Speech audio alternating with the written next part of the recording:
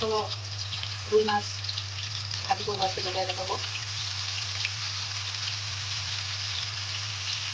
সব মশলা দিয়ে মাছটাকে একটু আগে তেলে ভাজি করে দিচ্ছি, তারপর মশলা মশলা পেঁয়াজ দিয়ে অন্যান্য মশলা মশলা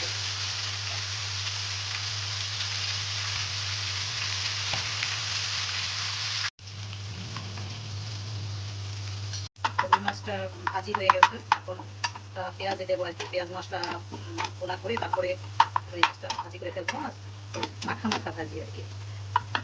রসুন দিলাম, রসুনের পরে অন্যান্য মশলা দেবো। রসুনটা একটু ভেজে নিলাম পেঁয়াজের সাথে। এখন দেবো হলো গিয়ে আদা,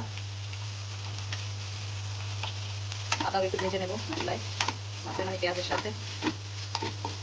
পানি দিয়ে দিলাম, মশলা ভাজবো, শুকনো মশলাগুলি মানে মশলার গুঁড়োগুলি হলুদ দিয়ে দিলাম। গুঁড়োগুলি ভাজতে গেলে একটু পানি দিয়ে নিলে ভালো হয়। হলুদ দিলে একটু বেশি করে মরিচ দেবো। মাছটা মাছ রুই মাছটা অনেকটা সেজন্য। আর এখন দিচ্ছি ধনিয়া,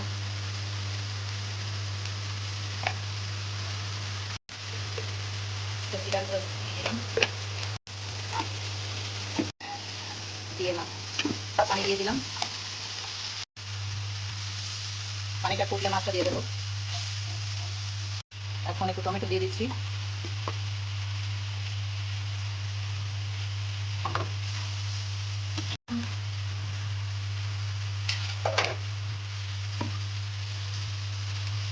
একটু মানে একেবারে ফ্রাই হবে না, একটু মাখা মাখা ঝোল থাকবে। দিয়ে দিলাম, মানে এটা একদম একদম ফ্রাই করবো না, মাখা মাখা ঝোল করবো।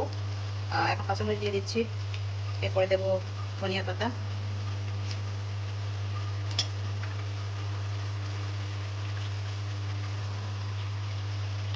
ধনিয়া পাতা দিয়ে দিচ্ছি।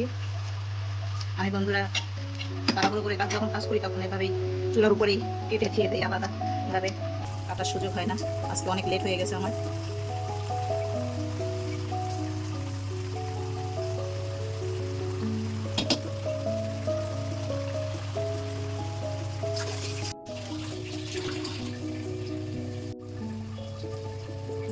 বন্ধুরা আমার এই পাঙ্গাস মাছ রান্নাটা হয়ে গেছে।